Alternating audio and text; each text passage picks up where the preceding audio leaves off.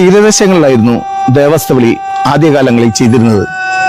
16-ാം നൂറ്റാണ്ടിലായിരുന്നു ദേവസ്ഥവിളി വിശുദ്ധ Francis Assisi രചിച്ചത്.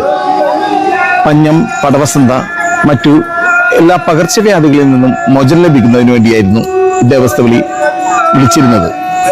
എൻ്റെ അപ്പനപ്പൂപ്പന്മാർ മുതൽ ഉപയോഗിച്ചിരുന്ന കുരിശാണിത്. 100 വർഷത്തിലേറെ പഴക്കമുള്ള കുരിശാണിത്. ഇപ്പോൾ ഞാനും എൻ്റെ കൂടെ കുറെ ചെറുപ്പക്കാരുമാണ് ഈ കുരിശ് ഉപയോഗിക്കുന്നതും വിളിച്ചുകൊണ്ട് നടക്കുന്നതും. പൈശാചിക ബന്ധത്തിൽ നിന്നും മോചനം കിട്ടുവാൻ വേണ്ടിയാണ് ദേവാസ്ഥവിളി വിളിച്ചുകൊണ്ടിരുന്നത്. ഞങ്ങൾ കുരിശിങ്കൽ ഇടവകയിലെ ദേവാസ്ഥവിളി ടീമിലെ അംഗങ്ങളാണ്.